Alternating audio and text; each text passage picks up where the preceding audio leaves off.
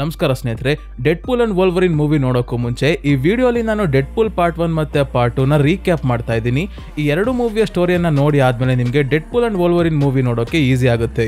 ಡೆಡ್ಪೂಲ್ ನ ಎರಡು ಪಾರ್ಟ್ಸ್ ಅಲ್ಲಿ ಏನೇನ್ ನಡೆದಿತ್ತು ಅಂತ ಸಿಂಪಲ್ ಆಗಿ ಇಲ್ಲಿ ಹೇಳ್ತೀನಿ. ಜೊತೆಗೆ ತುಂಬಾನೇ ಜನರಿಗೆ ಕನ್ಫ್ಯೂಷನ್ ಇದೆ. ಡೆಡ್ಪೂಲ್ ಪಾರ್ಟ್ 2 ರಿಲೀಸ್ ಆಗೋಕ್ಕೂ ಮುಂಚೆ ಲೋಗನ್ ಮೂವಿ ರಿಲೀಸ್ ಆಗಿತ್ತು. ಆ ಮೂವಿಯಲ್ಲಿ ಲೋಗನ್ ಅಂದ್ರೆ ವೋಲ್ವರಿನ್ ಆಲ್ರೆಡಿ ಸಾವನ್ನಪ್ಪಿದ್ದ. ಆದ್ರೂ ಕೂಡ ಹೇಗೆ ಡೆಡ್ಪೂಲ್ ಅಂಡ್ ವೋಲ್ವರಿನ್ ಮೂವಿಯಲ್ಲಿ ಅವನು ವಾಪಸ್ ಬಂದಿದ್ದಾನೆ ಅಂತ ತುಂಬಾನೇ ಜನರಿಗೆ ಕನ್ಫ್ಯೂಷನ್ ಇದೆ. ಹಾಗಾಗಿ ಟೈಮ್ ಲೈನ್ ಯಾವ ರೀತಿ ನಡೆಯುತ್ತೆ ಅಂತ ಕೂಡ ಈ ವಿಡಿಯೋವಿನ ಕೊನೆಯಲ್ಲಿ ಎಕ್ಸ್ಪ್ಲೈನ್ ಮಾಡ್ತೀನಿ. ಮತ್ತೆ ಡೆಡ್ಪೂಲ್ ನ ಸ್ಟೋರಿ ಕಂಪ್ಲೀಟ್ ಆಗಿ ತಿಳ್ಕೋಬೇಕು ಅಂದ್ರೆ ನಾವು ಎಕ್ಸ್ಮೆನ್ ಸೀರೀಸ್ ನ ಕೂಡ ನೋಡ್ಬೇಕಾಗುತ್ತೆ. ಆದ್ರೆ ಸದ್ಯಕ್ಕೆ ನಾನು ಈಗ ಈ ವಿಡಿಯೋ ಅಲ್ಲಿ ಡೆಡ್ಪೂಲ್ ನ ಎರಡು ಮೂವಿಯನ್ನ ಮಾತ್ರ ರೀಕ್ಯಾಪ್ ಮಾಡ್ತೀನಿ. ನಿಮ್ಗೆ ಅಕಸ್ಮಾತ್ ಎಕ್ಸ್ಮೆನ್ ಮೂವೀಸ್ ನ ರೀಕ್ಯಾಪ್ ಕೂಡ ಬೇಕು ಅಂದ್ರೆ ಕಮೆಂಟ್ಸ್ ಅಲ್ಲಿ ಮಿಸ್ ಮಾಡದೆ ತಿಳಿಸಿ. ಎಕ್ಸ್ಮೆನ್ ಸೀರೀಸ್ ಅಲ್ಲಿ ಎಷ್ಟು ಮೂವೀಸ್ ಇದೆಯೋ ಅದನ್ನೆಲ್ಲ ಒಂದೇ ವಿಡಿಯೋ ಅಲ್ಲಿ ರೀಕ್ಯಾಪ್ ಮಾಡ್ತೀನಿ. ಸ್ಟೋರಿ ನಿಮ್ಗೆ ಒಂದೇ ವಿಡಿಯೋ ನೋಡಿದ್ರೆ ಸಾಕು, ಅರ್ಥ ಆಗುತ್ತೆ. ಸೊ ಈ ವಿಡಿಯೋ ಅಲ್ಲಿ ಮುಂದೆ ಹೋಗಿಂತ ಮುಂಚೆ ಸ್ನೇಹಿತರೆ, ಇನ್ನೂ ನೀವು ಈ ಚಾನಲ್ಗೆ ಸಬ್ಸ್ಕ್ರೈಬ್ ಆಗಿಲ್ಲ ಅಂದ್ರೆ ದಯವಿಟ್ಟು ಸಬ್ಸ್ಕ್ರೈಬ್ ಆಗಿ, ಮತ್ತೆ ಪಕ್ಕದಲ್ಲಿರೋ ನೋಟಿಫಿಕೇಶನ್ ಬೆಲ್ ಐಕನ್ ಕೂಡ ಆನ್ ಮಾಡಿ. ಇದೇ ರೀತಿ ಮೂವೀಸ್ ಗೆ ಸಂಬಂಧಪಟ್ಟ ವಿಡಿಯೋಸ್ ನ ಇಲ್ಲಿ ರೆಗ್ಯುಲರ್ ಆಗಿ ಅಪ್ಲೋಡ್ ಮಾಡ್ತಾ ಇರ್ತೀನಿ.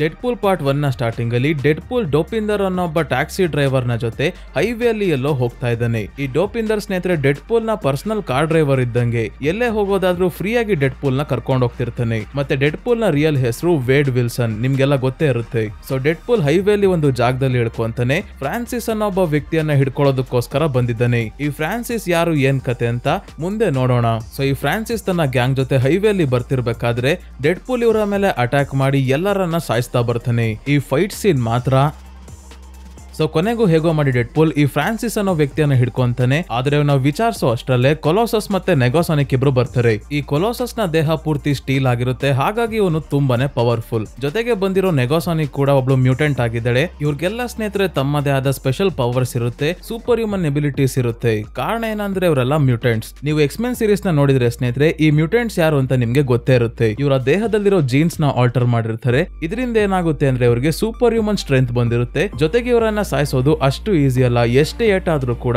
ಆ ಗಾಯ ಆರಾಮಾಗಿ ವಾಸಿ ಆಗ್ಬಿಡುತ್ತೆ. ಡೆಡ್ಪೂಲ್ಗೂ ಕೂಡ ಇದೇ ರೀತಿ ಕೈ ಕಟ್ಟಾಗ್ಲಿ ಕಾಲ್ ಕಟ್ಟಾಗ್ಲಿ ಏನೇ ಆಗ್ಲಿ ಅದಾದಷ್ಟು ಬೇಗ ರಿಕವರ್ ಆಗುತ್ತೆ, ಹೊಸ ಬಾಡಿ ಪಾರ್ಟ್ಸ್ ಬೆಳ್ಕೊಂಡ್ಬಿಡುತ್ತೆ. ಈಗ ಈ ಕೊಲೋಸಸ್ ಮತ್ತೆ ನೆಗೋಸಾನಿಕ್ ಇಬ್ರು ಕೂಡ ಮೊದ್ಲಿಂದನೂ ಡೆಡ್ಪೂಲ್ ನ ತಮ್ಮ ಎಕ್ಸ್ಮೆನ್ ಟೀಮ್ ಗೆ ಸೇರಿಸ್ಕೋಬೇಕು ಅಂತ ಅನ್ಕೊಂಡಿರ್ತಾರೆ. ಆದ್ರೆ ಡೆಡ್ಪೂಲ್ ಎಕ್ಸ್ಮೆನ್ ಟೀಮ್ ಅಲ್ಲಿರೋ ಕೆಲವೊಂದು ರೂಲ್ಸ್ ನ ಒಪ್ಪಿರಲ್ಲ. ಇವನ್ ಯಾವ ರೂಲ್ಸ್ ನ ಫಾಲೋ ಮಾಡಲ್ಲ, ಯಾರನ್ನ ಸಾಯಿಸೋಕು ಕೂಡ ಹಿಂಜರಿಯಲ್ಲ. ಆದ್ರೆ ಎಕ್ಸ್ಮೆನ್ ಆತರ ಅಲ್ಲ. ಎಕ್ಸ್ಮೆನ್ ಟೀಮ್ ಅವರು ಕೆಲವೊಂದು ರೂಲ್ಸ್ ನ ಮಾಡ್ಕೊಂಡಿರ್ತಾರೆ. ಏನಂದ್ರೆ ಕಾನೂನಿನ ವಿರುದ್ಧ ಹೋಗೋ ಆಗಿಲ್ಲ. ಯಾವುದೇ ಕ್ರಿಮಿನಲ್ಸ್ ಆಗ್ಲಿ ಅವರು ಎಂತದೇ ತಪ್ಪು ಮಾಡಿರ್ಲಿ ಅವರನ್ನ ಸಾಯಿಸ್ದಲೆ ಇವ್ರ ಪ್ರಕಾರ ಇವ್ರಿಗೆ ಬೇಕಾದಂಗ್ ಶಿಕ್ಷೆ ಕೊಡ್ಕೊಂಡಲೆ ಕಾನೂನ್ ಪ್ರಕಾರ ಶಿಕ್ಷೆ ಕೊಡ್ಸೋಕೆ ನೋಡ್ತಾರೆ. ಆದ್ರೆ ಡೆಡ್ಪೂಲ್ ಯಾವ್ದೇ ಕಾರಣಕ್ಕೂ ಈ ತರ ಎಲ್ಲ ತಲೆ ಕೆಡ್ಸ್ಕೊಳಕ್ ಹೋಗಲ್ಲ. ಯಾರಾದ್ರೂ ತಪ್ಪು ಮಾಡಿದ್ದಾರೆ ಅಂತ ಅನ್ಸಿದ್ರೆ ಅವ್ರನ್ನ ಅಲ್ಲೇ ಸಾಯಿಸ್ಬಿಡ್ತಾನೆ. ಸೊ ಈಗ್ಲೂ ಕೊಲೋಸಸ್ ಬಂದು ಡೆಡ್ಪೂಲ್ ನ ತಡೀತಾ ಇದ್ದಾನೆ, ಫ್ರಾನ್ಸಿಸ್ ಗೆ ಏನು ಮಾಡ್ಬೇಡ ಅಂತ. ಇವರಿಬ್ರು ಮಾತಾಡ್ಕೊಂತಿರ್ಬೇಕಾದ್ರೆ ಫ್ರಾನ್ಸಿಸ್ ಇದೇ ಸಿಕ್ಕಿದ ಚಾನ್ಸ್ ಅಂತ ಈ ಜಾಗದಿಂದ ತಪ್ಪಿಸ್ಕೊಂತಾನೆ. ಸೊ ಈಗ ಸ್ಟೋರಿಯಲ್ಲಿ ಫ್ಲಾಶ್ ಬ್ಯಾಕ್ ಹೋಗೋಣ. ಇಲ್ಲಿ ನಮ್ಗೆ ಗೊತ್ತಾಗುತ್ತೆ ವೇಡ್ ವಿಲ್ಸನ್ ಯಾರು, ಏನ್ ಕತೆ, ಇವನ್ ಯಾಕೆ ಫ್ರಾನ್ಸಿಸ್ ಹಿಂದೆ ಬಿದ್ದಿದ್ದಾನೆ ಅಂತ. ಸೊ ವೇಡ್ ಮೊದಲು ಕೆನಡಾದ ಸ್ಪೆಷಲ್ ಫೋರ್ಸಸ್ ಅಲ್ಲಿ ಇದ್ದ, ಅಲ್ಲಿಂದ ಯಾವ್ದೋ ಕಾರಣಕ್ಕೆ ಇವನ್ನ ಹೊರಗೆ ಹಾಕಿದ್ದಾರೆ. ಹಾಗಾಗಿ ಈಗ ಮರ್ಸಿನರಿ ಆಗಿ ಕೆಲಸ ಮಾಡ್ತಿದ್ದಾನೆ. ಅಂದ್ರೆ ಹಣ ಇಸ್ಕೊಂಡು ಜನರ ಕೆಲಸ ಮಾಡ್ಕೊಡೋದು, ಯಾರನ್ನಾದ್ರೂ ಹೊಡಿಬೇಕು ಬಡಿಬೇಕು ಹೆದರ್ಸ್ಬೇಕು ಅಂದ್ರೆ ಇವನ್ಗೆ ದುಡ್ಡು ಕೊಟ್ರೆ ಈ ಕೆಲಸವನ್ನ ಮಾಡ್ಕೊಡ್ತಾನೆ. ಇದೇ ರೀತಿ ನಡಿಬೇಕಾದ್ರೆ ಒಂದಿನ ವೇಡ್ ತನ್ನ ಫ್ರೆಂಡ್ ವೀಸಲ್ ನ ಬಾರಲ್ಲಿ ಕೂತಿದ್ದಾಗ ವೆನೆಸಾ ಅನ್ನೊಬ್ಳು ಹುಡುಗಿಯನ್ನ ಮೀಟ್ ಮಾಡ್ತಾನೆ. ಇದಾದ್ಮೇಲೆ ಇವಳ ಜೊತೆ ತುಂಬಾನೇ ಹೊತ್ತು ಟೈಮ್ ಸ್ಪೆಂಡ್ ಮಾಡ್ತಾ ರೊಮ್ಯಾಂಟಿಕ್ ರಿಲೇಶನ್ಶಿಪ್ ಶುರು ಆಗುತ್ತೆ. ಹೀಗೆ ಇವರಿಬ್ರು ಒಂದ್ ವರ್ಷ ಪೂರ್ತಿ ಜೊತೆಗೆ ಕಳೀತಾರೆ. ಆಮೇಲೆ ಒಂದಿನ ಇವ್ರಿಗೆ ಗೊತ್ತಾಯ್ತು ವೇಡ್ ಗೆ ಫೈನಲ್ ಸ್ಟೇಜ್ ಕ್ಯಾನ್ಸರ್ ಇದೆ ಅಂತ.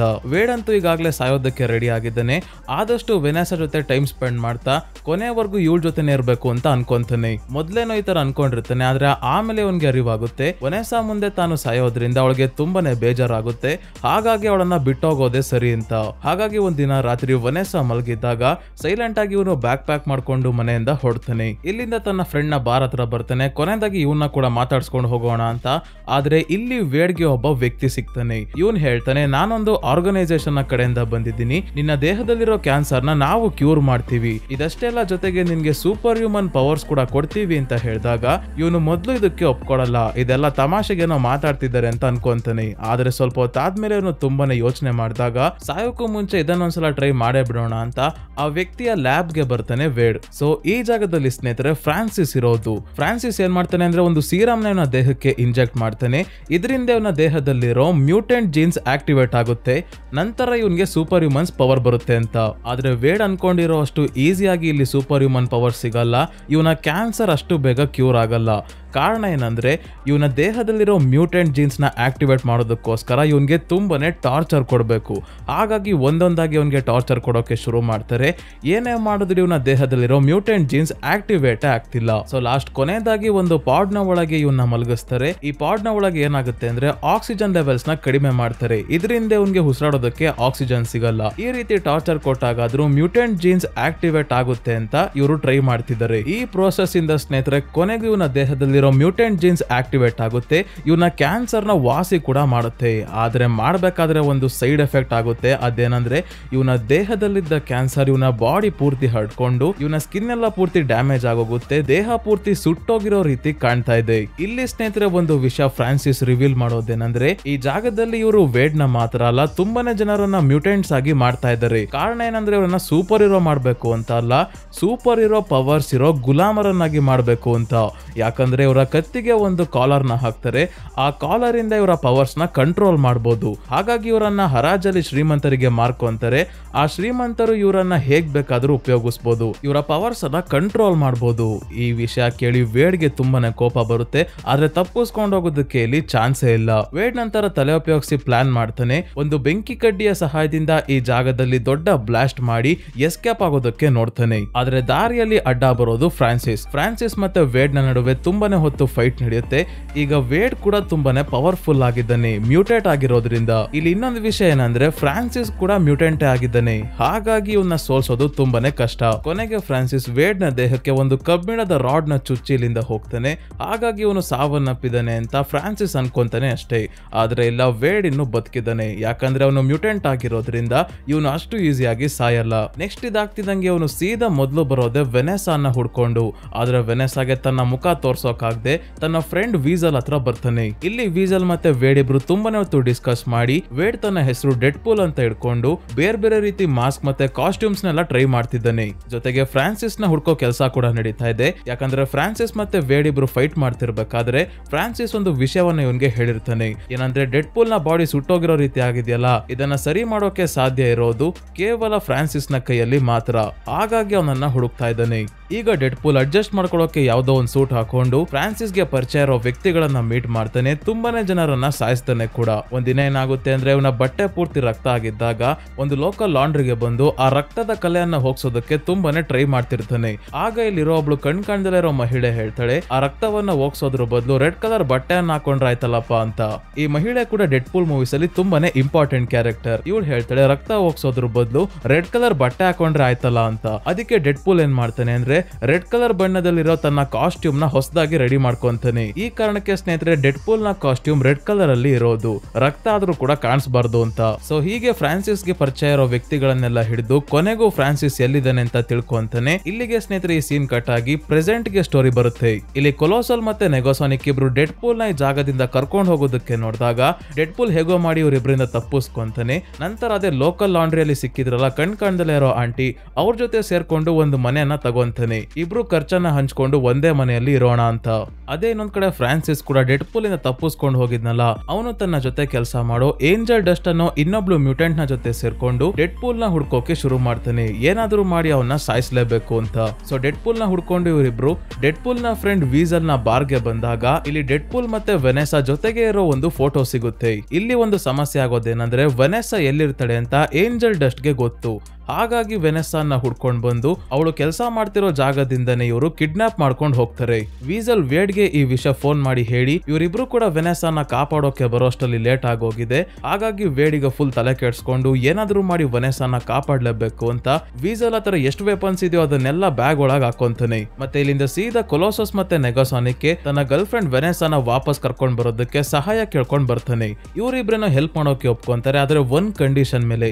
ಏನಾ ಕಂಡೀಷನ್ ಅಂದ್ರೆ ಡೆಡ್ ಪೂಲ್ ವೆನೆಸಾನ ಕಾಪಾಡಿ ಆಗ್ತಿದ್ದಂಗೆ ಎಕ್ಸ್ಮೆನ್ ಗೆ ಜಾಯ್ನ್ ಆಗ್ಬೇಕು ಅಂತ. ಇದಕ್ಕೆ ಡೆಡ್ ಪೂಲ್ ಒಪ್ಕೊಂತಿದ್ದಂಗೆ ತನ್ನ ಪುಸ್ಕಟೆ ಟ್ಯಾಕ್ಸಿ ಡ್ರೈವರ್ ನ ವಾಪಸ್ ಕರೆಸ್ತಾನೆ. ಅಂದ್ರೆ ಡೋಪಿಂದರ್ ನ ಕರೆಸಿ ಇವನ ಟ್ಯಾಕ್ಸಿಯಲ್ಲೇ ಒಂದು ಜಾಗಕ್ಕೆ ಬರ್ತಾರೆ. ಒಂದು ಡ್ಯಾಮೇಜ್ ಆಗಿರೋ ತುಂಬಾನೇ ದೊಡ್ಡ ಏರ್ ಕ್ರಾಫ್ಟ್ ಇಟ್ಟಿರೋ ಜಾಗ ಇದು. ಇಲ್ಲೇ ಫ್ರಾನ್ಸಿಸ್ ಮತ್ತೆ ಏಂಜಲ್ ಡಸ್ಟ್ ವೆನೆಸಾನ ಕಿಡ್ನಾಪ್ ಮಾಡ್ಕೊಂಡು ಬಂದ್ ಇಟ್ಕೊಂಡಿರೋದು. ಸೊ ಇನ್ನೇನೀಗ ಫೈಟ್ ಶುರು ಮಾಡ್ಬೇಕು ಅನ್ನೋ ಅಷ್ಟರಲ್ಲೇ ಈಗ ಡೆಡ್ ಪೂಲ್ ಗೆ ಫ್ಲಾಶ್ ಆಗುತ್ತೆ. ಇವನು ಬ್ಯಾಗ್ ತುಂಬಾ ವೆಪನ್ಸ್ ತಗೊಂಡ್ ಬಂದಿದ್ನಲ್ಲ, ಅದನ್ನ ಡೋಪಿಂದರ್ ನ ಕಾರ್ ಒಳಗಡೆನೆ ಬಿಟ್ಬಿಟ್ಟಿದ್ದಾನೆ. ಹಿಂದೆನೆ ಡೆಡ್ ಪೂಲ್ ಡೋಪಿಂದರ್ ಗೆ ಫೋನ್ ಏನೋ ಮಾಡ್ತಾನೆ, ಆದ್ರೆ ಅವನಲ್ಲೆಲ್ಲೋ ಆಕ್ಸಿಡೆಂಟ್ ಮಾಡ್ಕೊಂಡು ಕೂತಿದ್ದಾನೆ, ಹಾಗಾಗಿ ಫೋನ್ ರಿಸೀವ್ ಮಾಡಲ್ಲ. ಸೊ ಅದಕ್ಕೆ ಈಗ ಡೆಡ್ ಪೂಲ್ ಹತ್ರ 2 ಕಟಾನ ಕತ್ತಿಗಳಿದಾವೆ, ಜೊತೆಗೆ ಒಂದ್ ಗನ್ ಇದೆ. ಇಷ್ಟೇ ಸಾಕು ಡೆಡ್ ಪೂಲ್ಗೆ ಇವರ ಜೊತೆ ಫೈಟ್ ಮಾಡೋಕೋಸ್ಕರ. ಇನ್ನೇನು ಕೊಲೋಸಸ್ಗೆ ವೆಪನ್ಸ್ ಬೇಡ, ನೆಗಾಸಾನಿಕ್ ಗೆ ತನ್ನದೇ ಆದ ಒಂದು ಸೂಪರ್ ಪವರ್ ಇದೆ, ಇದರಿಂದಾನೇ ಫೈಟ್ ಮಾಡ್ತಾಳೆ. ಸೊ ನೆಗಾಸಾನಿಕ್ ಮತ್ತೆ ಕೊಲೋಸಸ್ ಇಬ್ರು ಸೇರ್ಕೊಂಡು ಏಂಜಲ್ ಡಸ್ಟ್ ನ ಜೊತೆ ಫೈಟ್ ಮಾಡ್ತಿದ್ದಾರೆ. ಇವಳೇನ್ ಕಮ್ಮಿ ಇಲ್ಲ, ತುಂಬಾನೇ ಪವರ್ಫುಲ್ ಇದ್ದಾಳೆ. ಇವರಿಬ್ರು ಇಲ್ಲಿ ಹೊಡೆದಾಡ್ತಿದ್ರೆ ಡೆಡ್ ಪೂಲ್ ಆ ಡ್ಯಾಮೇಜ್ ಆಗಿರೋ ಏರ್ ಕ್ರಾಫ್ಟ್ ಮೇಲೆ ಇರೋ ಫ್ರಾನ್ಸಿಸ್ ನ ಹತ್ರ ಬರ್ತಾನೆ. ಇಲ್ಲಿ ವೆನೆಸಾನ ಮತ್ತೆ ಆ ಪಾಡ್ ಒಳಗೆ ಹಾಕಿದರೆ ಇದ್ರೊಳಗೆ ಆಕ್ಸಿಜನ್ ಲೆವೆಲ್ಸ್ ಕಮ್ಮಿ ಇರೋದ್ರಿಂದ ಉಸಿರಾಡೋಕಾಗದೆ ಸಾಯ್ಲಿ ಅಂತ. ಆದ್ರೆ ಡೆಡ್ ಪೂಲ್ ಫ್ರಾನ್ಸಿಸ್ ನ ಜೊತೆ ಫೈಟ್ ಮಾಡ್ತಾ ಹಾಗೆ ತನ್ನ ಒಂದು ಕತ್ತಿಯನ್ನ ವೆನೆಸಾ ಇದ್ದ ಪಾಡ್ ನ ಮೇಲೆ ಬಿಸಾಕ್ತಾನೆ. ಇದರಿಂದ ಒಂದು ಸಣ್ಣ ಹೋಲ್ ಆಗಿ ಅವಳಿಗೆ ಉಸಿರಾಡೋದಕ್ಕೆ ಗಾಳಿ ಸಿಗುತ್ತೆ. ಡೆಡ್ ಪೂಲ್ ಮತ್ತೆ ಫ್ರಾನ್ಸಿಸ್ ಹೊಡೆದಾಡಬೇಕಾದ್ರೆ ಫ್ರಾನ್ಸಿಸ್ ಡೆಡ್ ಪೂಲ್ ನ ತಲೆಗೆನೆ ಚಾಕು ಹಾಕ್ಬಿಡ್ತಾನೆ. ತಲೆ ತೂತಾದ್ರೂ ಕೂಡ ಡೆಡ್ ಪೂಲ್ ಸಾಯಲ್ಲ. ತಲೆ ಮಾತ್ರ ಅಲ್ಲ ಸ್ನೇಹಿತರೆ, ಎಲ್ಲೇ ತೂತಾದ್ರೂ ಇವನು ಸಾಯಲ್ಲ. ಮೂವಿಯ ಸ್ಟಾರ್ಟಿಂಗ್ ಅಲ್ಲೂ ಅಷ್ಟೇ ಇವನ ಬೇಸ್ನೆ ತೂತ ಮಾಡಿರ್ತಾರೆ, ಆದ್ರೂ ಕೂಡ ಇವನು ಸಾಯಲ್ಲ. ಈ ಕಡೆ ಕೊಲೋಸಸ್ ಏಂಜಲ್ ಡಸ್ಟ್ ನ ಕೈಯಲ್ಲಿ ಚೆನ್ನಾಗಿ ಒಡಿಸ್ಕೊಂತಿರ್ಬೇಕಾದ್ರೆ ಇವಳನ್ನ ತಡೆಯೋದಕ್ಕೋಸ್ಕರ ನೆಗಾಸಾನಿಕ್ ತುಂಬಾನೇ ಕೋಪದಲ್ಲಿ ತನ್ನ ಪವರ್ಸ್ ಇಂದ ಈ ಜಾಗವನ್ನ ಪೂರ್ತಿ ಬ್ಲಾಸ್ಟ್ ಮಾಡ್ಬಿಡ್ತಾಳೆ. ಹಾಗಾಗಿ ಈ ಡ್ಯಾಮೇಜ್ ಆಗಿರೋ ಏರ್ ಕ್ರಾಫ್ಟ್ ಕೂಡ ನಾಶ ಆಯ್ತು. ಇದರ ನಡುವೆ ಡೆಡ್ ಪೂಲ್ ಹೇಗೋ ಮಾಡಿ ಕೊನೆಗೂ ಫ್ರಾನ್ಸಿಸ್ ನ ಇಟ್ಕೊಂತಾನೆ. ಕೊಲೋಸಸ್ ಇವನ್ಗೆ ಬೋಧನೆ ಮಾಡ್ತಾ ಇದ್ದಾನೆ, ನೀನೊಬ್ಬ ಸೂಪರ್ ಹೀರೋ ತರ ಇರಬೇಕು, ಈ ತರ ಮನುಷ್ಯರನ್ನ ಸಾಯಿಸಬಾರ್ದು ಅಂತ ಹೇಳ್ತಿರ್ಬೇಕಾದ್ರೇನೆ ಡೆಡ್ ಪೂಲ್ ಫ್ರಾನ್ಸಿಸ್ ನ ತಲೆಗೆ ಶೂಟ್ ಮಾಡಿ ಸಾಯಿಸ್ಬಿಡ್ತಾನೆ. ಇಲ್ಲಿ ಸ್ನೇಹಿತರೆ ಫ್ರಾನ್ಸಿಸ್ ಸಾಯೋಕ್ಕೂ ಮುಂಚೆ ಇನ್ನೊಂದು ಶಾಕಿಂಗ್ ವಿಷಯ ರಿವೀಲ್ ಮಾಡ್ತಾನೆ. ಅದೇನಂದ್ರೆ ವೇಡ್ ನ ದೇಹ ಇನ್ಯಾವತ್ತೂ ಸರಿ ಹೋಗಲ್ಲ, ಇನ್ನ ಪರ್ಮನೆಂಟ್ ಆಗಿ ಇವನು ಇದೇ ರೀತಿ ಇರ್ತಾನೆ. ಅವತ್ತು ನಾನ್ ನಿನ್ನ ಸರಿ ಮಾಡ್ಬೋದು ಅಂತ ಫ್ರಾನ್ಸಿಸ್ ಇವನಿಗೆ ಸುಳ್ಳು ಹೇಳಿದ್ದ.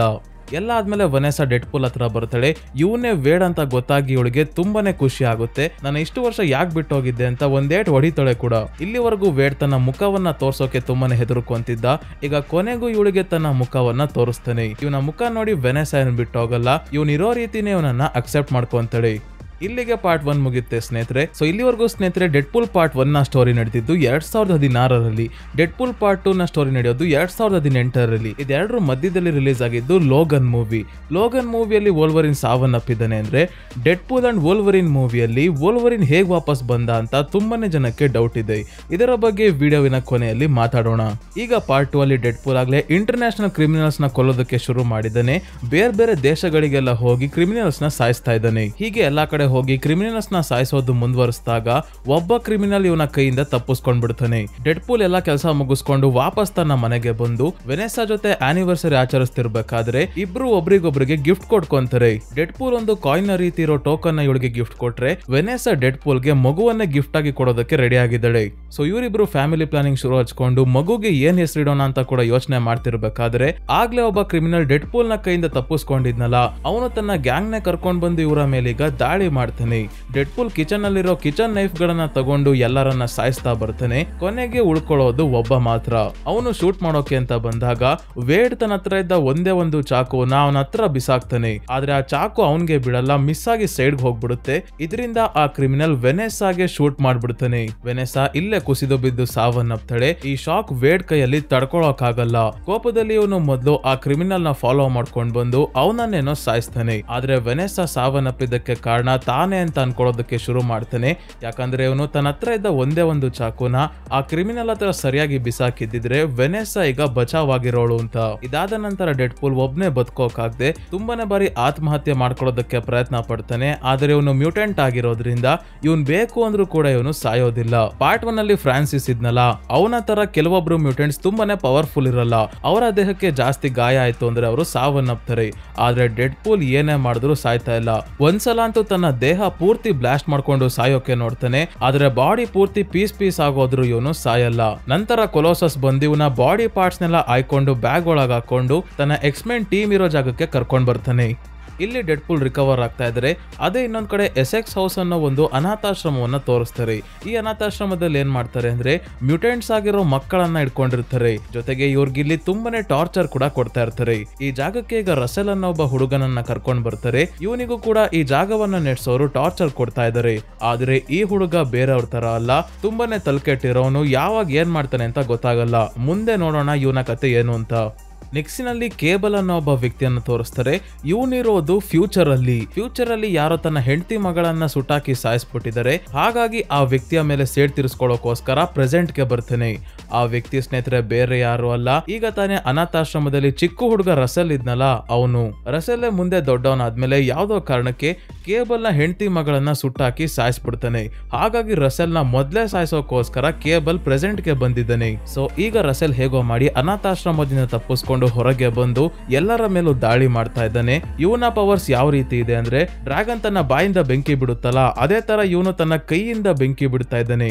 ರಸೆಲ್ ಕೇವಲ 14 ವರ್ಷದ ಹುಡುಗ ಆಗಿದ್ರು ಕೂಡ ಇವನು ಮ್ಯೂಟೆಂಟ್ ಆಗಿರೋದ್ರಿಂದ ತುಂಬಾನೇ ಪವರ್ಫುಲ್. ರಸೆಲ್ ಬಂದು ಎಲ್ಲಾ ಕಡೆ ರಂಪ ಮಾಡ್ತಾ ಇದ್ದಾನೆ ಅಂತ ಎಕ್ಸ್ಮೆನ್ ಅವ್ರಿಗೆ ಗೊತ್ತಾಗ್ತಿದ್ದಂಗೆ ಡೆಡ್ ಪೂಲ್ ನ ಕೂಡ ತಮ್ಮ ಟೀಮ್ ಗೆ ಸೇರಿಸ್ಕೊಂಡು ಎಲ್ಲರೂ ರಸೆಲ್ ಹತ್ರ ಬರ್ತಾರೆ. ಡೆಡ್ ಪೂಲ್ ಹೇಗೋ ಮಾಡಿ ರಸೆಲ್ ನ ತಡೆದು ಇವನ ಕತ್ತಿಗೆ ಒಂದು ಕಾಲರ್ ನ ಹಾಕ್ತಾರೆ. ಈ ಕಾಲರ್ ಇಂದ ಏನಾಗುತ್ತೆ ಅಂದ್ರೆ ಮ್ಯೂಟೆಂಟ್ಸ್ ನ ಶಕ್ತಿ ಕಡಿಮೆ ಆಗುತ್ತೆ. ಆದ್ರೆ ಕಾಲರ್ ಹಾಕಿ ಆದ್ಮೇಲೆ ಡೆಡ್ ಪೂಲ್ ರಸೆಲ್ ನ ಕತ್ತನ್ನ ಗಮನಿಸಿದಾಗ ಗೊತ್ತಾಗುತ್ತೆ ಇವನಿಗೆ ತುಂಬಾನೇ ಟಾರ್ಚರ್ ಕೊಟ್ಟಿದ್ದಾರೆ ಅಂತ. ಹಾಗಾಗಿ ಡೆಡ್ ಪೂಲ್ ಗೆ ಕೋಪ ಬಂದು ಅನಾಥಾಶ್ರಮದಲ್ಲಿ ಕೆಲಸ ಮಾಡ್ತಿರೋ ಒಂದಿಬ್ರು ಸ್ಟಾಫ್ ಗೆ ಶೂಟ್ ಮಾಡಿ ಸಾಯಿಸ್ತಾನೆ. ಮತ್ತೆ ಹೆಡ್ ಮಾಸ್ಟರ್ ನ ಕೂಡ ಸಾಯಿಸೋಕೆ ಹೋದಾಗ ಕೊಲೋಸಸ್ ಬಂದು ಡೆಡ್ ಪೂಲ್ ನ ತಡಿತಾನೆ. ಪೊಲೀಸ್ ಅವರು ರಸೆಲ್ ನ ಮಾತ್ರ ಅಲ್ಲ ಈಗ ಡೆಡ್ ಪೂಲ್ ನ ಕೂಡ ಅರೆಸ್ಟ್ ಮಾಡ್ಕೊಂಡು ಕರ್ಕೊಂಡು ಹೋಗ್ತಾರೆ. ಎಲ್ಲಿಗೆ ಅಂದ್ರೆ ಮ್ಯೂಟೆಂಟ್ಸ್ ಗೆ ಅಂತಾನೆ ಜೈಲ್ ಇದೆ, ಐಸ್ ಬಾಕ್ಸ್ ಅಂತ, ಅಲ್ಲಿಗೆ ಕರ್ಕೊಂಡು ಹೋಗ್ತಾರೆ. ನಂತರ ಸ್ವಲ್ಪ ಹೊತ್ತಾದ್ಮೇಲೆ ಈ ಐಸ್ ಬಾಕ್ಸ್ ಗೆನೆ ರಸೆಲ್ ನ ಹುಡ್ಕೊಂಡು ಬರ್ತಾನೆ ಕೇಬಲ್. ತನ್ನ ಹತ್ರ ಇರೋ ತುಂಬಾನೇ ಅಡ್ವಾನ್ಸ್ಡ್ ಆಗಿರೋ ವೆಪನ್ಸ್ ಇಂದ ಇಲ್ಲಿರೋ ತುಂಬಾನೇ ಸೆಕ್ಯೂರಿಟಿ ಆಫೀಸರ್ಸ್ ನ ಸಾಯಿಸ್ತಾನೆ. ಕೇಬಲ್ ನ ಎಡಗೈ ಒಂದು ರೋಬೋಟಿಕ್ ಹ್ಯಾಂಡ್ ನ ರೀತಿ ಇದೆ. ಈ ಕೈ ಮೇಲೆನೆ ಒಂದು ಟೈಮ್ ಟ್ರಾವೆಲ್ ಡಿವೈಸ್ ಕೂಡ ಇದೆ. ಇದರ ಸಹಾಯದಿಂದನೇ ಅವನು ಟೈಮ್ ಟ್ರಾವೆಲ್ ಮಾಡೋದು. ಕೇಬಲ್ ಇನ್ನೇನು ರಸೆಲ್ ನ ಹುಡ್ಕೊಂಡು ಬಂದು ಇವನ್ನ ಸಾಯಿಸಬೇಕು ಅನ್ನೋ ಅಷ್ಟರಲ್ಲಿ ವೇಡ್ ತುಂಬಾನೇ ಟ್ರೈ ಮಾಡ್ತಾನೆ ಕೇಬಲ್ ನ ತಡೆಯೋಕೆ ಅಂತ. ಆದ್ರೆ ಅವರಿಬ್ರು ಹೊಡೆದಾಡ್ಬೇಕಾದ್ರೆ ವೇಡ್ ನ ಕತ್ತಲಿದ್ದ ಕಾಲರ್ ಮಿಸ್ ಆಗಿ ಮುರಿದೋಗ್ಬಿಡುತ್ತೆ. ಇದರಿಂದ ವೇಡ್ ನ ಶಕ್ತಿ ವಾಪಸ್ ಬಂದು ಡೆಡ್ ಪೂಲ್ ಆಗ್ತಾನೆ. ಆದ್ರೂ ಕೂಡ ಕೇಬಲ್ ನ ಅಷ್ಟು ಈಸಿಯಾಗಿ ಸೋಲ್ಸೋಕಾಗಲ್ಲ. ಕೇಬಲ್ ಕೇಳ್ತಾನೆ, ನೀನ್ ಯಾಕಪ್ಪ ಬಂದ್ ನನ್ ತಲೆ ತಿಂತಿದ್ಯಾ, ಯಾರ್ ನೀನು ಅಂತ ಕೇಳಿದಾಗ ಡೆಡ್ ಪೂಲ್ ಹೇಳ್ತಾನೆ, ಐ ಆಮ್ ಬ್ಯಾಟ್ಮ್ಯಾನ್ ಅಂತ. ಸದ್ಯ ಐ ಆಮ್ ವೆಂಜೆನ್ಸ್ ಅಂತ ಹೇಳಿಲ್ಲ. ಇದೊಂದಿಲ್ಲಿ ಚೆನ್ನಾಗಿತ್ತು ಅಂತ ಹೇಳಿದೆ ಸ್ನೇಹಿತರೆ. ಆದ್ರೆ ಇದೇ ರೀತಿ ತುಂಬಾನೇ ಬೇರೆ ಮೂವೀಸ್ಗೆ ರೆಫರೆನ್ಸಸ್ ಈ ಮೂವಿಯಲ್ಲಿ ಇದೆ. ಈ ಮೂವಿ ಮಾತ್ರ ಅಲ್ಲ, ಪಾರ್ಟ್ 1 ಅಲ್ಲೂ ಕೂಡ ಇದೆ. ಅದರ ಬಗ್ಗೆ ಹೇಳ್ತಾ ಹೋದ್ರೆ ಸಪರೇಟ್ ಆಗಿ ಒಂದು ವಿಡಿಯೋನೇ ಮಾಡಬಹುದು. ಈ ಎರಡು ಮೂವಿಯಲ್ಲಿ ಬೇರೆ ಮೂವೀಸ್ ನ ಯಾವ್ಯಾವ ರೀತಿ ರೆಫರೆನ್ಸಸ್ ಇದೆ ಅಂತ ಸಪರೇಟ್ ಆಗಿ ವಿಡಿಯೋ ಮಾಡಬೇಕು ಅಂದ್ರೆ ಕಮೆಂಟ್ಸ್ ಅಲ್ಲಿ ಮಿಸ್ ಮಾಡದೆ ಹೇಳಿ. ಸೊ ಡೆಡ್ ಪೂಲ್ ಈಗ ಕೇಬಲ್ ಜೊತೆ ಫೈಟ್ ಮಾಡ್ತಿರ್ಬೇಕಾದ್ರೆ ಒಂದು ಗ್ರೆನೇಡ್ ನ ಬ್ಲಾಸ್ಟ್ ಮಾಡ್ಬಿಡ್ತಾನೆ. ಇದರಿಂದ ಜೈಲ್ ನ ಒಂದು ಭಾಗ ಪೂರ್ತಿ ಬ್ಲಾಸ್ಟ್ ಆಗಿ ಕೇಬಲ್ ಮತ್ತೆ ಡೆಡ್ ಪೂಲ್ ಇಬ್ರು ಕೂಡ ಹೊರಗೆ ಬೀಳ್ತಾರೆ. ಡೆಡ್ ಪೂಲ್ ಏನೋ ಇಲ್ಲಿಂದ ಎಸ್ಕೇಪ್ ಆದ, ಆದ್ರೆ ರಸೆಲ್ ಇನ್ನ ಜೈಲ್ ಒಳಗೇನೆ ತಗ್ಲಾಕೊಂಡಿದ್ದಾನೆ. ಸೊ ಡೆಡ್ ಪೂಲ್ ಈಗ ತನ್ನ ಫ್ರೆಂಡ್ ವೀಸಲ್ ಹತ್ರ ಬಂದು ನಡೆದಿರೋ ಎಲ್ಲಾ ವಿಷಯವನ್ನ ಹೇಳಿ ನಾವು ಒಂದು ಟೀಮ್ ನ ಕಟ್ಬೇಕು, ಏನಾದ್ರೂ ಮಾಡಿ ನಾವು ರಸೆಲ್ ನ ಕಾಪಾಡಬೇಕು ಅಂತ ಪ್ಲಾನ್ ಮಾಡ್ಕೊಂತಾರೆ. ಸೊ ಈಗ ಇವರು ಕೆಲಸಕ್ಕೆ ಬೇಕಾಗಿದ್ದಾರೆ ಅಂತ ಎಲ್ಲಾ ಕಡೆ ಪ್ರಮೋಷನ್ ಮಾಡಿ ಒಂದಷ್ಟು ಜನ ಮ್ಯೂಟೆಂಟ್ಸ್ ನ ತಮ್ಮ ಟೀಮ್ ಗೆ ಕರ್ಕೊಂಡೋದಕ್ಕೆ ನೋಡ್ತಾರೆ. ಆದ್ರೆ ಒಬ್ರಕ್ಕಿಂತ ಒಬ್ರು ವಿಚಿತ್ರವಾಗಿರೋರು ಇವರ ಟೀಮ್ ಗೆ ಬರ್ತಾರೆ. ಈಗಿರೋ ವಿಚಿತ್ರವಾಗಿರೋ ಟೀಮ್ ಅಲ್ಲಿ ಇಬ್ರು ಮಾತ್ರ ಸಖತ್ ವಿಚಿತ್ರ. ಒಬ್ಬ ಪೀಟರ್, ಇನ್ನೊಬ್ಳು ಡಾಮಿನೋ ಅಂತ. ಪೀಟರ್ ಹತ್ರ ಯಾವ ಸೂಪರ್ ಪವರ್ಸ್ ಇಲ್ಲ, ಏನೂ ಇಲ್ಲ. ಆದ್ರೆ ಇವನ್ ಬಂದ್ ಹೇಳ್ತಾನೆ ನನ್ನ ಹತ್ರ ಟೈಪ್ 1 ಟೈಪ್ 2 ಎರಡು ಡಯಾಬಿಟಿಸ್ ಇದೆ ಅಂತ. ಹಾಗಾದ್ರೂ ಕೂಡ ಇವನ್ನ ಟೀಮ್ಗೆ ಸೇರ್ಸ್ಕೊಂತಾರೆ. ಇನ್ನ ಡಾಮಿನೋ ಕತೆ ಏನಂದ್ರೆ ಇವಳು ಹೇಳ್ತಾಳೆ ನಾನು ಲಕ್ಕಿ, ಅದಕ್ಕೆ ನಿಮ್ ಟೀಮ್ಗೆ ಸೇರ್ಸ್ಕೊಳ್ಳಿ ಅಂತ. ಲಕ್ಕಿ ಆದ್ರೂ ಪರವಾಗಿಲ್ಲ, ಟೀಮ್ ಅಲ್ಲಿ ಮೊದಲು ಜನ ಇಲ್ಲ ಅಂತ ಫಸ್ಟ್ ಇವಳನ್ನ ಕೂಡ ಟೀಮ್ಗೆ ಸೇರಿಸ್ಕೊಂತಾರೆ, ಮುಂದೆ ನೋಡ್ಕೊಂಡ್ರಾಯ್ತು ಅಂತ. ಸೊ ರಸೆಲ್ ನ ಕಾಪಾಡೋಕೆ ಇವ್ರು ಏನ್ ಪ್ಲಾನ್ ಮಾಡ್ತಿದ್ದಾರೆ ಅಂದ್ರೆ ಮ್ಯೂಟೆಂಟ್ಸ್ ಇರೋ ಜೈಲಿಗೆ ತುಂಬಾನೇ ಡ್ಯಾಮೇಜ್ ಆಗಿರೋದ್ರಿಂದ ನಾಳೆನೆ ಅಲ್ಲಿರೋ ಖೈದಿಗಳನ್ನ ಬೇರೆ ಕಡೆ ಶಿಫ್ಟ್ ಮಾಡ್ತಿದ್ದಾರೆ. ದಾರಿಯಲ್ಲಿ ಹೋಗ್ಬೇಕಾದ್ರೇನೆ ನಾವು ರಸೆಲ್ ನ ಕಾಪಾಡಬೇಕು ಅಂತ ಇವರು ಪ್ಲಾನ್ ಮಾಡ್ಕೊಂತಿದ್ದಾರೆ. ಇದೇ ಪ್ಲಾನ್ ಇನ್ನೊಂದ್ ಕಡೆ ಕೇಬಲ್ಗೂ ಕೂಡ ಗೊತ್ತಾಯ್ತು. ಹೇಗೆ ಅಂದ್ರೆ ಡೆಡ್ ಪೂಲ್ ನ ಫ್ರೆಂಡ್ ವೀಸಲ್ ನ ಕಿಡ್ನಾಪ್ ಮಾಡ್ಕೊಂಡು ಬಂದು ಎಲ್ಲಾ ಬಾಯ್ ಬಿಡಿಸ್ಕೊಂಡಿದ್ದಾನೆ. ಇದೇ ಗ್ಯಾಪ್ ಅಲ್ಲಿ ಜೈಲಲ್ಲಿ ಇರೋ ರಸೆಲ್ ಒಬ್ಬ ದೈತ್ಯ ಮ್ಯೂಟೆಂಟ್ ಜಗರ್ ನಾಟ್ ನ ಫ್ರೆಂಡ್ ಮಾಡ್ಕೊಂಡಿದ್ದಾನೆ. ಈ ಜಾಗದಿಂದ ತಪ್ಪಿಸ್ಕೊಳ್ಳೋಕೆ ನಿನ್ಗೆ ನಾನು ಹೆಲ್ಪ್ ಮಾಡ್ತೀನಿ, ಆಮೇಲೆ ನಾವಿಬ್ರು ಟೀಮ್ ಆಗಿ ಇಡೀ ಜಗತ್ತನ್ನ ನಮ್ಮ ಕಾಲ್ ಕೆಳಗೆ ಇಟ್ಕೊಳ್ಳೋಣ ಅಂತ. ಮುಂದಿನ ದಿನ ಜೈಲ್ನ ಖೈದಿಗಳನ್ನೆಲ್ಲ ಒಂದು ದೊಡ್ಡ ಟ್ರಕ್ ಅಲ್ಲಿ ಬೇರೆ ಕಡೆ ಕರ್ಕೊಂಡು ಹೊರಟಿದ್ದಾರೆ. ಕೇಬಲ್ ಈ ಟ್ರಕ್ ನ ಫಾಲೋ ಮಾಡ್ಕೊಂಡು ಬರ್ತಾ ಇದ್ದಾನೆ. ಅದೇ ಇನ್ನೊಂದ್ ಕಡೆ ಡೆಡ್ ಪೂಲ್ ತನ್ನ ಟೀಮ್ಗೆ ಎಕ್ಸ್ಫೋರ್ಸ್ ಅಂತ ಕೆಟ್ಟದಾಗಿ ಹೆಸರಿಡ್ಕೊಂಡು ಹೆಲಿಕಾಪ್ಟರ್ ಅಲ್ಲಿ ಬಂದು ಮೇಲಿಂದ ಜಂಪ್ ಮಾಡ್ತಾರೆ. ಎಲ್ಲರೂ ಪ್ಯಾರಾಶೂಟ್ ನೇನೋ ಓಪನ್ ಮಾಡ್ಕೊಂತಾರೆ, ಆದ್ರೆ ಒಬ್ರು ಕೂಡ ನೆಟ್ಗೆ ಲ್ಯಾಂಡ್ ಆಗಲ್ಲ. ಎಲ್ಲ ಲ್ಯಾಂಡ್ ಆಗೋಕ್ ಹೋಗಿ ಇವನ ಟೀಮ್ ಅಲ್ಲಿರೋ ಮುಕ್ಕಾಲ್ ಭಾಗ ಜನ ಇಲ್ಲೇ ಸತ್ತೋಗ್ತಾರೆ. ಕೊನೆಗೆ ವ್ಯಾನಿಷರ್ ಮತ್ತೆ ನಮ್ಮ ಲಕ್ಕಿ ಮೇಡಮ್ ಡಾಮಿನೋ ಇಬ್ರು ಉಳ್ಕೊಂಡಿರ್ತಾರೆ. ಆದ್ರೆ ಅದೃಶ್ಯವಾಗಿರೋ ವ್ಯಾನಿಷರ್ ಕರೆಂಟ್ ವೈರ್ ಮೇಲೆ ಬಿದ್ದು ಪ್ರತ್ಯಕ್ಷ ಆಗ್ತಾನೆ. ಇಲ್ಲಿ ಈ ಸಣ್ಣ ವ್ಯಾನಿಷರ್ ಕ್ಯಾರೆಕ್ಟರ್ ಮಾಡಿರೋದು ಬ್ರಾಡ್ ಪಿಟ್ ಅವರು. ಇದು ಇವರ ಕ್ಯಾಮಿಯೋ ಆಗಿತ್ತು. ಆದ್ರೆ ಲಕ್ಕಿ ಮೇಡಮ್ ಮಾತ್ರ ಇವಳು ತುಂಬಾನೇ ಲಕ್ಕಿ ಅಂತ ಪ್ರೂವ್ ಮಾಡ್ತಿದ್ದಾಳೆ. ನೀಟಾಗಿ ಇವಳು ಲ್ಯಾಂಡ್ ಆಗಿ ಟ್ರಕ್ ಒಳಗೆ ಕೂಡ ಆಲ್ರೆಡಿ ಎಂಟರ್ ಆಗಿದ್ದಾಳೆ. ಮತ್ತೆ ಇಲ್ಲಿರೋ ಸೆಕ್ಯೂರಿಟಿ ಆಫೀಸರ್ಸ್ ಜೊತೆ ಫೈಟ್ ಮಾಡಿ ಟ್ರಕ್ ನ ತನ್ನ ಕಂಟ್ರೋಲ್ಗೆ ತಗೊಂತಾಳೆ. ಡೆಡ್ ಪೂಲ್ ಎಲ್ಲೋ ಲ್ಯಾಂಡ್ ಆಗಿ ಯಾರ್ದೋ ಹುಡುಗಿ ಸ್ಕೂಟಿ ಕಿತ್ಕೊಂಡು ಹಿಂದೆ ಫಾಲೋ ಮಾಡ್ಕೊಂಡು ಬರ್ಬೇಕಾದ್ರೆ ಕೇಬಲ್ ಕೂಡ ಟ್ರಕ್ ಹತ್ರ ಬರ್ತಾನೆ. ಟ್ರಕ್ ಒಳಗೆ ಕೇಬಲ್ ಮತ್ತೆ ಡಾಮಿನೋ ಇಬ್ರು ಫೈಟ್ ಮಾಡ್ತಿರ್ಬೇಕಾದ್ರೆ ಡೆಡ್ ಪೂಲ್ ಕೂಡ ಬಂದು ಕೇಬಲ್ ನ ತಡೆಯೋಕೆ ಟ್ರೈ ಮಾಡ್ತಾನೆ. ಇವರೆಲ್ಲ ಹೊಡೆದಾಡ್ಕೊಳ್ಳೋದ್ರಲ್ಲಿ ಬ್ಯುಸಿ ಆಗಿದ್ದಾಗ ರಸೆಲ್ ತನ್ನ ಜಾಗದಿಂದ ತಪ್ಪಿಸ್ಕೊಂಡು ಆ ದೈತ್ಯ ಮ್ಯೂಟೆಂಟ್ ಜಗರ್ನಾಟ್ ನ ಕೂಡ ತನ್ನ ಜಾಗದಿಂದ ಹೊರಗೆ ಬರೋ ಹಾಗೆ ಮಾಡ್ತಾನೆ. ಇದರಿಂದ ಜಗರ್ನಾಟ್ ಒಂದೇ ಒಂದು ಪಂಚ್ ಟ್ರಕ್ ನ ನೆಲಕ್ಕೆ ಹೊಡಿತಿದ್ದಂಗೆ ಇಡೀ ಟ್ರಕ್ ಪೂರ್ತಿ ನಾಶ ಆಗಿ ದೊಡ್ಡ ಆಕ್ಸಿಡೆಂಟ್ ಆಗುತ್ತೆ. ಈಗ ಜಗರ್ನಾಟ್ ಒಳ್ಳೆ ಹಲ್ಕ್ ನ ತಮ್ಮ ಇದ್ದಂಗಿದ್ದಾನೆ ಅಂತ ಗೊತ್ತಾಗಿ ಡೆಡ್ ಪೂಲ್ ಇವನ್ಗೆ ಹೇಳ್ತಾ ಇದ್ದಾನೆ, ಜಗರ್ನಾಟ್ ಕೋಪದಲ್ಲಿ ಬಂದು ಡೆಡ್ ಪೂಲ್ ನ ಬಾಡಿಯನ್ನ ಅರ್ಧ ಭಾಗ ಅರ್ಧಾಕಿ ಕಿತ್ತು ಬಿಸಾಕ್ ಹೋಗ್ತಾನೆ. ಈ ರೀತಿ ಕೆಟ್ಟದಾರಿ ಹಿಡಿಬೇಡ ಅಂತ ರಸೆಲ್ಗೆ ಡೆಡ್ ಪೂಲ್ ಎಷ್ಟೇ ಹೇಳೋಕ್ ಪ್ರಯತ್ನ ಪಟ್ಟರು ರಸೆಲ್ ಕೇಳೋದಿಲ್ಲ. ನನ್ನನ್ನ ತಡಿಬೇಡ, ನಾನು ಆ ಅನಾಥಾಶ್ರಮದಲ್ಲಿರೋ ಹೆಡ್ ಮಾಸ್ಟರ್ಗೆ ಒಂದು ಗತಿ ಕಾಣಿಸೋಕ್ ಹೋಗ್ತಾ ಇದ್ದೀನಿ ಅಂತ ಹೇಳಿ ಇಲ್ಲಿಂದ ಹೊಡ್ತಾನೆ. ಈಗ ಡೆಡ್ ಪೂಲ್ ನ ಬಾಡಿ ಅರ್ಧ ಕಟ್ಟಾಗಿರೋದ್ರಿಂದ ಸೊಂಟದ ಕೆಳಗಿರೋ ಭಾಗ ಎಲ್ಲ ಈಗ ಚಿಗ್ರೋಡಿತಾ ಇದೆ. ಇದೇ ಸಮಯಕ್ಕೆ ಇಲ್ಲಿಗೆ ಕೇಬಲ್ ಬರ್ತಾನೆ. ಡೆಡ್ ಪೂಲ್ ನ ಸಹಾಯ ಕೇಳೋಣ ಅಂತ ಕೇಬಲ್ ಹೇಳ್ತಾನೆ, ರಸೆಲ್ ಜೊತೆ ಜಗರ್ನಾಟ್ ಇರೋದ್ರಿಂದ ಅವನು ತುಂಬಾನೇ ಪವರ್ಫುಲ್ ಆಗಿದ್ದಾನೆ. ಅದ್ರ ಜೊತೆಗೆ ಇವತ್ತೇ ಅವನು ಹೋಗಿ ಅನಾಥಾಶ್ರಮದಲ್ಲಿರೋ ಹೆಡ್ ಮಾಸ್ಟರ್ ನ ಸಾಯಿಸ್ತಾನೆ. ಅವನನ್ನ ಸಾಯಿಸಿ ಆದ್ಮೇಲೆ ಇನ್ನಷ್ಟು ಜನರನ್ನ ಸಾಯಿಸ್ತಾನೆ. ಮುಂದೆ ಇದೇ ಅವನ ಆಟ ಆಗೋಗುತ್ತೆ. ಬೇರೆ ಬೇರೆ ಕಾರಣಕ್ಕೆ ಅವನು ಜನರನ್ನ ಸಾಯಿಸೋಕೆ ಮುಂದಾಗ್ತಾನೆ. ನನ್ನ ಹೆಂಡತಿ ಮಗಳನ್ನ ಕೂಡ ಸಾಯಿಸಿರೋದು ಬೇರೆ ಯಾರು ಅಲ್ಲ, ರಸೆಲ್ ಆಗಿದ್ದಾನೆ. ರಸೆಲ್ ಯಾಕೆ ಮುಂದೆ ಫ್ಯೂಚರ್ ಅಲ್ಲಿ ಕೇಬಲ್ ನ ಫ್ಯಾಮಿಲಿಯನ್ನ ಸಾಯಿಸ್ತಾನೆ ಅಂದ್ರೆ ಫ್ಯೂಚರ್ ಅಲ್ಲಿ ಕೇಬಲ್ ನ ಕೆಲಸನೇ ಇವನ ತರ ಮ್ಯೂಟೆಂಟ್ಸ್ ನ ತಡೆಯೋದು. ಹಾಗಾಗಿ ರಸೆಲ್ ಯಾವುದೇ ರೀತಿ ಕೆಟ್ಟ ಕೆಲಸಗಳನ್ನ ಮಾಡ್ದಲೇ ಇರೋ ಹಾಗೆ ಅವನನ್ನ ತಡೆಯೋಕೆ ಕೇಬಲ್ ಮುಂದಾಗಿರ್ತಾನೆ. ಇದರಿಂದ ರಸೆಲ್ಗೆ ಕೋಪ ಬಂದು ಕೇಬಲ್ ಗೆ ಸರಿಯಾಗಿ ಬುದ್ಧಿ ಕಲಿಸ್ಬೇಕು ಅಂತ ಅವನ ಫ್ಯಾಮಿಲಿಯನ್ನ ಸಾಯಿಸಿರ್ತಾನೆ. ಡೆಡ್ ಪೂಲ್ ಹೇಳ್ತಾನೆ, ನನ್ ಸಹಾಯ ಯಾಕೆ ಕೇಳ್ಕೊಂಡ್ ಬಂದಿದ್ಯಾ, ನೀನ್ ಬೇಕಿದ್ರೆ ಟೈಮ್ ಟ್ರಾವೆಲ್ ಮಾಡಿ ರಸೆಲ್ ಚಿಕ್ಕವನಿದ್ದಾಗ್ಲೇ ಅವನ್ನ ಸಾಯಿಸ್ಬೋದಲ್ವಾ ಅಂತ. ಕೇಬಲ್ ಹೇಳ್ತಾನೆ, ಟೈಮ್ ಟ್ರಾವೆಲ್ ಹೇಗ್ ಬೇಕೋ ಹಾಗೆ ವರ್ಕ್ ಆಗಲ್ಲ. ನನ್ನ ಹತ್ರ 2 ಚಾರ್ಜರ್ ಮಾತ್ರ ಇತ್ತು, ಒಂದು ಇಲ್ಲಿಗೆ ಬರೋಕೆ, ಇನ್ನೊಂದು ವಾಪಸ್ ಮನೆಗೆ ಹೋಗೋಕೆ. ಟೈಮ್ ಅಲ್ಲಿ 50 ಸಲ ಟ್ರಾವೆಲ್ ಮಾಡಿ ಟೈಮ್ ಲೈನ್ ನ ಚೇಂಜ್ ಮಾಡೋದು ಅಷ್ಟು ಈಸಿ ಅಲ್ಲ ಅಂತ ಹೇಳ್ತಾನೆ. ಅದಕ್ಕೆ ಡೆಡ್ ಪೂಲ್ ಒಂದು ಕಂಡೀಷನ್ ಮೇಲೆ ಇವನ್ಗೆ ಹೆಲ್ಪ್ ಮಾಡೋಕೆ ಒಪ್ಕೊಂತಾನೆ. ನಾನು ರಸೆಲ್ ನ ಹೇಗೋ ಮಾಡಿ ಸರಿಯಾದ ದಾರಿಗೆ ತರ್ತೀನಿ, ಅವನು ಯಾರನ್ನು ಸಾಯಿಸ್ದಲೇ ಇರೋ ಹಾಗೆ ನೋಡ್ಕೊಂತೀನಿ, ಆಗ ನೀನು ರಸೆಲ್ಗೆ ಏನು ಮಾಡಬೇಡ ಅಂತ ಹೇಳ್ತಾನೆ. ಆದ್ರೆ ಕೇಬಲ್ ಡೆಡ್ ಪೂಲ್ಗೆ ಈ ಕೆಲಸ ಮಾಡೋದಕ್ಕೆ ಕೇವಲ 30 ಸೆಕೆಂಡ್ ಕೊಡ್ತಾನೆ. 30 ಸೆಕೆಂಡ್ ಅಲ್ಲಿ ನೀನು ಅವನ್ ಮನ್ಸ್ನ ಚೇಂಜ್ ಮಾಡ್ಲಿಲ್ಲ ಅಂದ್ರೆ ನಾನೇ ರಸೆಲ್ ನ ಸಾಯಿಸ್ತೀನಿ ಅಂತ ಕೇಬಲ್ ಹೇಳ್ತಾನೆ. ಸೊ ಡೆಡ್ ಪೂಲ್ ಗೆ ಕೆಳಗೆ ಚಿಗ್ರೋಡಿತಿದ್ದಲ್ಲ ಈಗ ಬಲ್ತಾದ್ಮೇಲೆ ಮತ್ತೆ ತನ್ನ ಪುಕ್ಸಟೆ ಡ್ರೈವರ್ ಡೋಪಿಂದರ್ ನ ಕರೆಸ್ತಾನೆ. ಸೊ ಇವರೆಲ್ಲ ಸೇರ್ಕೊಂಡು ಎಕ್ಸ್ಮ್ಯಾನ್ಷನ್ ಗೆ ಬರ್ತಾರೆ. ಅಂದ್ರೆ ಎಕ್ಸ್ಮೆನ್ ಟೀಮ್ ಇರೋ ಜಾಗ. ಇಲ್ಲಿಗೆ ಬಂದು ಡೆಡ್ ಪೂಲ್ ಇವ್ರಿಗೆ ಸಹಾಯ ಕೇಳ್ತಾನೆ. ರಸೆಲ್ ಮತ್ತೆ ಜಗರ್ನಾಟ್ ನ ತಡೆಯೋಕ್ ನಮ್ ಕೈಯಲ್ಲಾಗಲ್ಲ, ನೀವು ಕೂಡ ಬಂದು ನಮ್ಗೆ ಹೆಲ್ಪ್ ಮಾಡಿ ಅಂತ. ಅದಕ್ಕೆ ಕೊಲೋಸಸ್ ಬಂದು ಹೇಳ್ತಾನೆ, ಕೊಲೋಸಸ್ ಗೆ ಸಖತ್ ಬೇಜಾರಾಗ್ಬಿಟ್ಟಿದೆ. ಡೆಡ್ ಪೂಲ್ ನಾನು ಏನ್ ಹೇಳಿದ್ರು ಕೇಳೋದೇ ಅಲ್ಲ. ಎಕ್ಸ್ಮೆನ್ ಗೆ ಬಂದು ಒಳ್ಳೆ ಕೆಲಸ ಮಾಡು ಅಂದ್ರೆ ಎಕ್ಸ್ಫೋರ್ಸ್ ನ ಕಟ್ಕೊಂಡು ಮಾಡ್ಬಾರ್ದು ಕೆಲಸ ಮಾಡ್ತಾವನಲ್ಲ ಅಂತ. ಸೊ ಇವ್ರು ಹೆಲ್ಪ್ ಮಾಡಕ್ ಬರ್ಲಿಲ್ಲ ಅಂತ ಡೆಡ್ ಪೂಲ್, ಕೇಬಲ್, ಡಾಮಿನೋ ಮತ್ತೆ ಡೋಪಿಂದರೆ ಆ ಅನಾಥಾಶ್ರಮದ ಹತ್ರ ಬರ್ತಾರೆ. ಇಲ್ಲಾಗ್ಲೇ ರಸೆಲ್ ಮತ್ತೆ ಜಗರ್ನಾಟ್ ಇಬ್ರು ಬಂದು ಜಾತ್ರೆ ಶುರು ಹಚ್ಕೊಂಡಿದ್ದಾರೆ. ರಸೆಲ್ ಹೆಡ್ ಮಾಸ್ಟರ್ ನ ಹುಡ್ಕೊಂಡು ಆಶ್ರಮದ ಒಳಗ್ ಹೋಗಿದ್ರೆ ಹೊರಗಡೆ ನಿಂತಿರೋ ಜಗರ್ನಾಟ್ ನ ಜೊತೆ ಫೈಟ್ ಮಾಡೋಕೋಸ್ಕರ ಡೆಡ್ ಪೂಲ್, ಕೇಬಲ್ ಮತ್ತೆ ಡಾಮಿನೋ 3 ಜನ ಬಂದಿದ್ದಾರೆ. ಆದ್ರೆ ಜಗರ್ನಾಟ್ ಇವ್ರು 3 ಜನಕ್ಕೂ ಹೊಡೆಯೋಕ್ ಶುರು ಹಚ್ಕೊಂತಾನೆ. ನಾನು ಹೇಳಿಲ್ವಾ ಇವ್ರು ಒಳ್ಳೆ ಬುದ್ಧಿ ಕಲಿಯಲ್ಲ ಅಂತ ಕೇಬಲ್ ಡೆಡ್ ಪೂಲ್ ಗೆ ಹೇಳಿದಾಗ ಡೆಡ್ ಪೂಲ್ ಸುಮ್ನಿರು ಥ್ಯಾನೋಸ್ ಅಂತ ಹೇಳ್ತಾನೆ. ಯಾಕಂದ್ರೆ ಈ ಮೂವಿಯಲ್ಲಿ ಕೇಬಲ್ ನ ಕ್ಯಾರೆಕ್ಟರ್ ಮಾಡಿರೋದು ಜಾಶ್ ಬ್ರಾಲಿನ್ ಅವರು. ಇವರೇ ಅವೆಂಜರ್ಸ್ ಅಲ್ಲಿ ಥ್ಯಾನೋಸ್ ನ ಕ್ಯಾರೆಕ್ಟರ್ ಕೂಡ ಮಾಡಿರೋದು. ಅದಕ್ಕೆ ಡೈಲಾಗ್ ನ ಇಲ್ಲಿ ಆಡ್ ಮಾಡಿದ್ದಾರೆ. ಇದೇ ರೀತಿ ಇಲ್ಲಿ ತುಂಬಾನೇ ಹೊತ್ತು ಫೈಟ್ ನಡೆಯುತ್ತೆ. ಡೆಡ್ ಪೂಲ್ ಕೂಡ ಜಗರ್ನಾಟ್ ಕೈಯಲ್ಲಿ ಒಡ್ಸ್ಕೊಂತಿರ್ಬೇಕಾದ್ರೆ ಸರಿಯಾದ ಸಮಯಕ್ಕೆ ಇವ್ರನ್ನ ಕಾಪಾಡೋಕೆ ಅಂತ ಕೊಲೋಸಸ್ ಬರ್ತಾನೆ. ಏನೇ ಹೇಳಿದ್ರು ಈ ಕೊಲೋಸಸ್ ಒಳ್ಳೆ ಮನುಷ್ಯ. ಡೆಡ್ ಪೂಲ್ ನ ಸಹಾಯಕ್ಕೆ ಅಂತ ಸರಿಯಾದ ಟೈಮ್ಗೆ ಬಂದಿದ್ದಾನೆ. ಇವನು ಕೂಡ ಜಗರ್ನಾಟ್ ನ ಜೊತೆ ಫೈಟ್ ಮಾಡೋಕೆ ನೋಡ್ತಾನೆ. ಜಗರ್ನಾಟ್ ನ ಕೊಲೋಸಸ್ ಕೈಯಲ್ಲಿ ಸ್ವಲ್ಪ ಹೊತ್ತು ತಡೆಯೋಕಾಗುತ್ತಷ್ಟೇ. ಆಮೇಲೆ ಇವನು ಓಡಿಸ್ಕೊಳ್ಳೋಕ್ ಶುರು ಮಾಡ್ತಾನೆ. ಇನ್ನೊಂದ್ ಕಡೆ ಅನಾಥಾಶ್ರಮದಲ್ಲಿ ಬೇರೆ ಮಕ್ಕಳನ್ನ ಕಾಪಾಡೋದಕ್ಕೆ ಅಂತ ನಮ್ ಲಕ್ಕಿ ಮೇಡಮ್ ಡಾಮಿನೋ ಬಂದಿದ್ದಾರೆ. ಇಲ್ಲೂ ಇವಳು ಲಕ್ಕಿ ಅಂತ ತುಂಬಾನೇ ಚೆನ್ನಾಗಿ ಪ್ರೂವ್ ಮಾಡ್ತಿದ್ದಾಳೆ. ಒಬ್ಬ ಸ್ಟಾಫ್ ಗೆ ಇವಳು ಹೊಡಿತಾಳೆ ಅಷ್ಟೇ. ಇದೇ ರೀತಿ ಒಂದೊಂದೇ ಚೈನ್ ರಿಯಾಕ್ಷನ್ ಶುರು ಆಗಿ ಎಲ್ಲಾ ಸ್ಟಾಫ್ ಗಳು ಕೂಡ ತಾವಾಗೆ ಬೇರೆ ಬೇರೆ ರೀತಿ ಸಾವನ್ನಪ್ತಾರೆ. ಹೊರಗಡೆ ಜಗರ್ನಾಟ್ ಮತ್ತೆ ಕೊಲೋಸಸ್ ಇನ್ನೂ ಫೈಟ್ ಮಾಡ್ತಿದ್ದಾಗ ನೆಗಾಸಾನಿಕ್ ಜೊತೆ ಇನ್ನೊಬ್ಳು ಮ್ಯೂಟೆಂಟ್ ಯುಕಿಯೋ ಬಂದು ಜಗರ್ನಾಟ್ ನ ಸ್ವಲ್ಪ ಹೊತ್ತು ತಡಿತಾರೆ. ಇಲ್ಲಿವರೆಗೂ ವೈಲೆನ್ಸ್ ಬೇಡ ಅಂತಿದ್ದ ಕೊಲೋಸಸ್ ಜಗರ್ನಾಟ್ ನ ಪ್ಯಾಂಟ್ ಹಿಂದೆ ಅಂದ ಹರಿದು ಅಲ್ಲೇ ಬಿದ್ದಿದ್ದ ಒಂದು ಕರೆಂಟ್ ವೈರ್ ನ ತಗೊಂಡು ಜಗರ್ನಾಟ್ ಸ್ವಿಮ್ಮಿಂಗ್ ಪೂಲ್ ಅಲ್ಲಿ ಬಿದ್ದು ಒದ್ದಾಡ್ತಿರ್ಬೇಕಾದ್ರೆ ಇನ್ನೊಂದ್ ಕಡೆ ಹೆಡ್ ಮಾಸ್ಟರ್ ತಪ್ಪಿಸ್ಕೊಂಡು ಹೋಗೋದಕ್ಕೆ ಟ್ರೈ ಮಾಡ್ತಿದ್ದಾನೆ.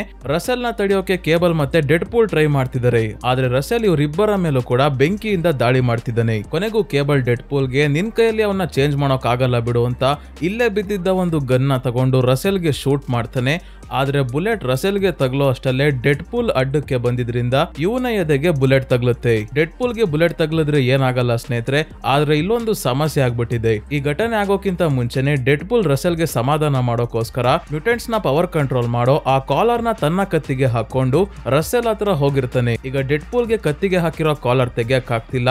ಕೊನೆಗೂ ತುಂಬಾನೇ ಹೊತ್ತು ಸಾಯೋಕ್ಕೂ ಮುಂಚೆ ಸ್ಪೀಚ್ ನ ಕೊಟ್ಟು ಡೆಡ್ ಪೂಲ್ ಸಾವನ್ನಪ್ತಾನೆ. ಇದೇ ಸಮಯಕ್ಕೆ ಕೇಬಲ್ ಹತ್ರ ಇದ್ದ ತನ್ನ ಮಗಳ ಸುಟ್ಟೋಗಿದ್ದ ಗೊಂಬೆ ಒಂದು ಇದ್ದಕ್ಕಿದ್ದಂಗೆ ಅದು ಸುಟ್ಟೋಗೋಕ್ಕೂ ಮುಂಚೆ ಹೇಗಿತ್ತೋ ಅದೇ ತರ ಆಗುತ್ತೆ.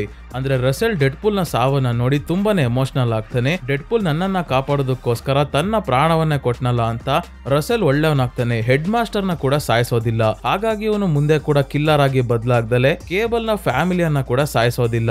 ಏನರ್ಥ ಅಂದ್ರೆ ಕೇಬಲ್ ನ ಫ್ಯಾಮಿಲಿ ಈಗ ಫ್ಯೂಚರ್ ಅಲ್ಲಿ ವಾಪಸ್ ಬಂದಿದ್ದಾರೆ ಅಂತ. ಈಗ ಡೆಡ್ ಪೂಲ್ ಸಾವನ್ನಪ್ಪಿದ್ದಕ್ಕೆ ರಸೆಲ್ ಗಿಂತ ಜಾಸ್ತಿ ಬೇಜಾರಾಗೋದು ಕೇಬಲ್ಗೆ. ಡೆಡ್ ಪೂಲ್ ಸಾವನ್ನಪ್ಪಿದ್ದಕ್ಕೆ ರಸೆಲ್ ಒಳ್ಳೆಯವನಾದ. ರಸೆಲ್ ಒಳ್ಳೆಯವನಾಗಿದ್ಕೆ ನನ್ನ ಫ್ಯಾಮಿಲಿ ಕೂಡ ಬದುಕೊಂತು. ಇದಕ್ಕೆಲ್ಲ ಕಾರಣ ಡೆಡ್ ಪೂಲ್ ಅಂತ. ಅವನನ್ನ ಕಾಪಾಡೋದಕ್ಕೋಸ್ಕರ ಕೇಬಲ್ ಮತ್ತೆ ಟೈಮ್ ಟ್ರಾವೆಲ್ ಮಾಡ್ತಾನೆ. ಟೈಮ್ ಅಲ್ಲಿ ಇವರು ಟ್ರಾವೆಲ್ ಮಾಡಿ ಎಲ್ಲಿಗೆ ಬರ್ತಾರೆ ಅಂದ್ರೆ ಈ ಅನಾಥಾಶ್ರಮದ ಹೊರಗೆ ಡೋಪಿಂದರ್ ನ ಕಾರಲ್ಲಿ ಬರ್ತಾರಲ್ಲ ಆ ಟೈಮ್ಗೆ ಬರ್ತಾರೆ. ಕೇಬಲ್ ಗೆ ಗೊತ್ತು ಫ್ಯೂಚರ್ ಅಲ್ಲಿ ಡೆಡ್ ಪೂಲ್ ಸಾಯ್ತಾನೆ ಅಂತ. ಅದಕ್ಕೆ ಕೇಬಲ್ ಏನ್ ಮಾಡ್ತಾನೆ ಅಂದ್ರೆ ಡೆಡ್ ಪೂಲ್ ಗೆ ಯಾವ ಜಾಗಕ್ಕೆ ಬುಲೆಟ್ ಬೀಳುತ್ತೋ ಅದೇ ಜಾಗಕ್ಕೆ ಒಂದು ದೊಡ್ಡ ಕಾಯಿನ್ ನ ಇಡ್ತಾನೆ. ಈ ಕಾಯಿನ್ ಬೇರೆ ಯಾವ್ದು ಅಲ್ಲ ಸ್ನೇಹಿತರೆ, ವೇಡ್ ವೆನೆಸಾಗೆ ಆನಿವರ್ಸರಿ ಗಿಫ್ಟ್ ಕೊಟ್ಟಿರ್ತಾನಲ್ಲ ಒಂದು ಟೋಕನ್ ನ, ಅದೇ ಈ ಕಾಯಿನ್ ಆಗಿದೆ.